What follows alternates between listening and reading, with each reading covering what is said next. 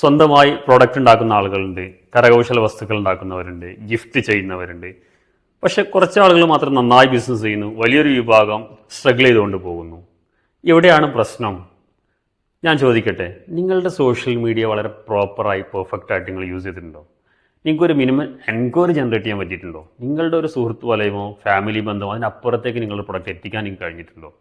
അതില്ല എങ്കിൽ ലിമിറ്റഡ് കസ്റ്റമറിനെ വരികയുള്ളൂ. അടുത്ത സ്റ്റേജിലേക്ക് മാറണമെങ്കിൽ നിങ്ങളുടെ പ്രൊഡക്റ്റ്, നിങ്ങളുടെ കയ്യിൽ ഇങ്ങനെ പ്രൊഡക്റ്റ് ഉണ്ട് എന്ന് കൂടുതൽ ആളുകളിലേക്ക് എത്തണം. അതിന് എന്ത് പണിയാണ് എടുത്തേ? പ്രൊഡക്റ്റ് ഉണ്ടാക്കാൻ എളുപ്പമാണ്, പ്രൊഡക്റ്റ് ഉണ്ടാക്കലല്ല. സെല്ല് ചെയ്യാനുള്ള, അതിനെ വിൽക്കാനുള്ള കാര്യങ്ങൾ ചെയ്യുക എന്നുള്ളത് വളരെ പ്രധാനം. നിങ്ങൾ സെൽഫായിട്ട് ആലോചിച്ചോളൂ, നിങ്ങൾ എന്ത് ചെയ്തിട്ടുണ്ടാവും? ഏറി വന്നാൽ ഒരു ഇൻസ്റ്റഗ്രാമിലോ വാട്സപ്പിലോ സ്റ്റാറ്റസ് സ്റ്റോറി വെക്കുന്നുണ്ടാവും, ഗ്രൂപ്പുകളിലേക്ക് ഷെയർ ചെയ്യുന്നുണ്ടാവും. അത് മാത്രമല്ല സോഷ്യൽ മീഡിയ, അത് മാത്രമല്ല മാർക്കറ്റിംഗ് എന്നുള്ളത്. പല കാര്യങ്ങൾ ചെയ്യാനുണ്ട്. പല കാര്യങ്ങൾ ചെയ്യുമ്പോൾ ധാരാളം എൻക്വയറികൾ വരും. ആ എൻക്വയറിയെ പ്രോപ്പർ മാനേജ് ചെയ്യേണ്ടതുണ്ട്. അതിനാണ് ബിസിനസ്സാക്കി മാറ്റുക.